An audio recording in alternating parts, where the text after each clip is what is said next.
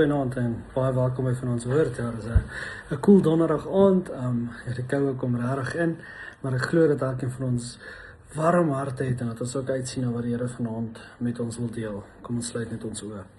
Aba Vader, dankie vir die geleentheid wat ons het om vanaand net stil te word voor U, Here. Dankie dat U God en Koning is, Vader, en dankie vir die voorreg wat ek het vanaand om hierdie woord te kan bring, Here. Ek bid dat U dit self in ons harte sal plant, Here, en dat U self vir dit sal water gee, and that you would cause revelation and understanding for us to come forth in the knowledge of Christ. In Jesus' naam. Amen. Amen. So, as ons nou wegtrek met van ons woord, die tema is vir 'n tyd soos hierdie, en ons gaan net 'n gedeelte van 'n vers eintlik vanaand gebruik. Ek gaan wel die hele vers lees en dan sal ek maar net vir julle ook uitleg wat 'n gedeelte ons oor gaan praat vanaand.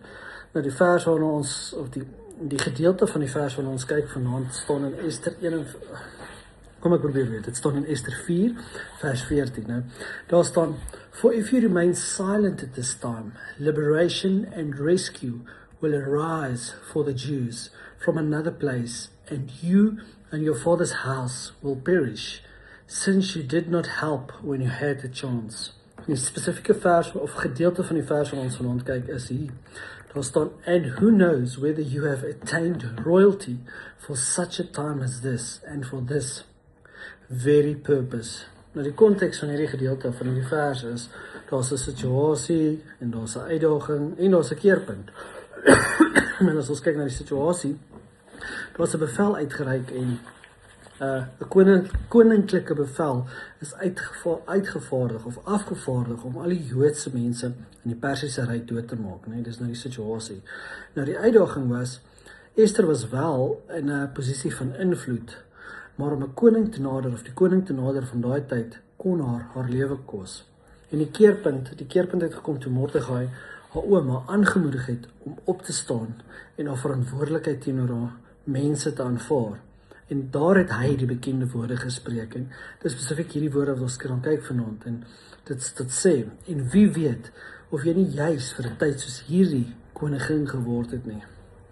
Nou, hierdie woorde het beslis Ester laat besef dat haar posisie nie toevallig was nie, maar dat dit deel was van God se plan om sy volk te red. Nou, ons lewe rarig in 'n samelewing, in 'n wêreld waar mense daagliks voor keuses staan, en tegnologie en sosiale media gee elkeen van ons 'n stem. Nou, tegnologie verander die manier waarop mense werk, kommunikeer en leef, maar tog bly een vraag dieselfde: wat doen ek en jy met die invloed, die geleenthede en die posisie wat die Here vir ons gee? Nou, dis presies hierdie vraag waarmee Ester gekonfronteer was, want Ester was nie 'n profeet nie, sy was nie 'n priester nie, sy was nie 'n politieke leier nie, sy was sy was 'n doodgewone jong vrou wat haarself in 'n buitengewone situasie bevind het. En deur haar gehoorsaamheid het die Here 'n hele volk gered. Nou, God werk wanneer jy hom nie sien nie. En een van die merkwaardige dinge van die boek van Ester is dat God se naam nie een keer direk genoem word nie. Tog sien ons sy hand oralste nie. Nou, waar sien ons dit alles? Ons sien dit in Ester se bevordering tot koningin. Ons sien dit in die regte mense, waar sy die regte mense op die regte tyd ontmoet. Ons sien dit in die koning se slapelose nag, en ons sien dit ook in die ontmaskering van Haman se bose planne. Nou, vandag ook voel baie mense dat die Here ook stil is, nee.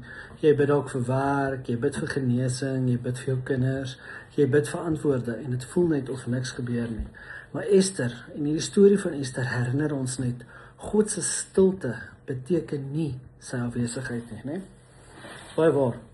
En selfs wanneer ek en jy hom nie sien werk nie, is hy besig om ons omstandighede, of omstandighede om ons te rangskik vir sy doel. Nou, my en jou posisie is beslis deel van ons roeping, nee? Want toe die Jode met uitwissing gedreig is, het Ester aanvanklik maar bietjie gehuiwer, en sy was skrikkerig, want sy het geweet wat die gevolge kon wees indien sy die koning nader sonder toestemming. En sy het geweet dit kan haar lewe kos, nee? En dis toe Mordegai nou hierdie woorde gespreek het: En wie weet of jy nie juis vir 'n tyd soos hierdie koningin geword het nie.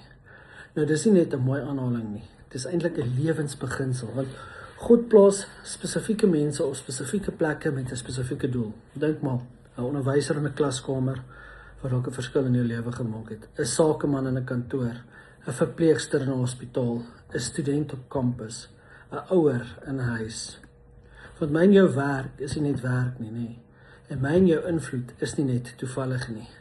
En my geleentheid en jou geleentheid en die geleenthede wat ons begin word, is nie per ongeluk nie. God het my en vir jou geplaas waar ons is vir sy doel. Nou die vraag is beslis nie, waarom is ek hier nie? Die vraag moet eerder wees, en ek jy moet besef is, wat wil God hier deur my doen? Nou, om moed te hê, is nie die afwesigheid van vrees nie. Moed is durf, dis courage te hê. Esther was bang, en daar's baie preke, wat Bybelse helde baie groter maak as die lewe. Maar, dink maar net aan Samson en al die stories waarin al oor hom was, maar Esther se moed was besonder, omdat sy bang was. Sy sê, as ek moet omkom, dan kom ek om. Nou ware geloof beteken nie, dat jy nie gaan vrees ervaar nie. Nou ware geloof beteken, dat jy God meer vertrou, as wat jy jou vrees vertrou. Kan ek dit net weer sê? Ware geloof beteken, dat jy God meer vertrou, as wat jy jou vrees vertrou. Nou vandag vra God steeds vir sy mense, om op te staan. God vra sy mense, om die waarheid te praat, wanneer dit ongewild is. Om integriteit te kies, wanneer korrupsie maklik is. Om geloof te lewe, wanneer ander spot, en om liefde te laat heers, of liefde te wys waar haat heers, om liefde te wys waar haat heers, moet begin, wanneer gehoorsaamheid belangriker word as gemak. Moet begin, waagmoed, durf, courage, begin wanneer gehoorsaamheid belangriker word as gemak. Nou, om my en jou vandag is daar 'n groot digitale paleis, né? En Esther het in die paleis gewoon daai tyd, maar ons lewe beslis in hierdie tyd in 'n baie ander soort paleis, die digitale wêreld. En met een plasing kan een persoon letterlik ter duisende mense red. En met een persoon kan jy beslis iemand opbou, met een boodskap, Gustaf, ekskuus julle. Met een boodskap kan jy beslis iemand opbou of afbreek. En met een besluit kan jy beslis of lig of duisternis versprei. Nou die vraag vir ons as gelowiges, moderne gelowiges is, gebruik ek my platform tot God se eer? Gebruik ek die invloed wat ek het om hoop te bring? En is my aanlyn lewe in lyn met my geloof? Nou die Here het Esther in 'n paleis geplaas, né? Nou, die Here het jou dalk in 'n werksplek geplaas, in 'n gemeenskap of op 'n digitale platform. Die beginsel bly presies dieselfde. Jy moet jou invloed gebruik vir God se doel. Ek moet my invloed gebruik vir God se doel. Nou voor deurbraak is daar altyd iets wat moet gebeur. Wat dink jy is daar iets? Daar iets is gebed. Gebed kom voor deurbraak. Want voordat Esther opgetree het, het sy gevra die volk moet vas en hulle moet bid. En sy het nie bloot net op 'n strategie staat gemaak nie. Sy het eers op God staat gemaak. Nou, ons moderne kultuur sê, beslis, beplan meer, netwerk meer, werk harder, werk langer ure. Die Bybel sê, bid eers. Gebed verander nie net omstandighede nie, dit verander mense.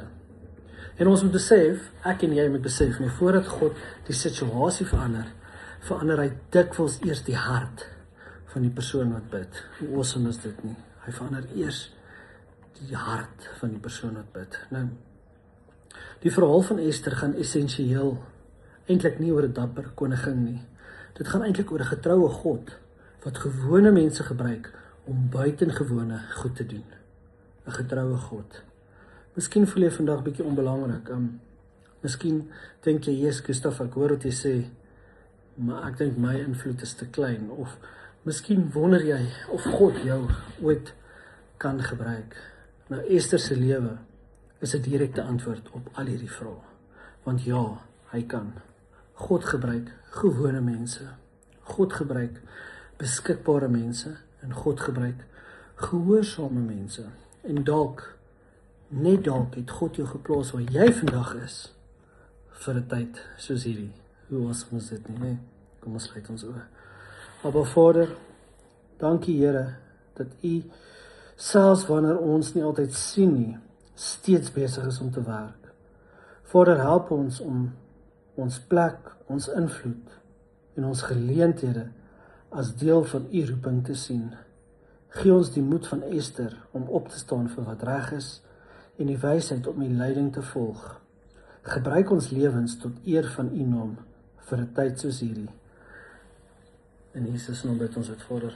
Amen. Amen. Baie dankie dat jy ingeskakel het, geseënde aand verder. Totsiens.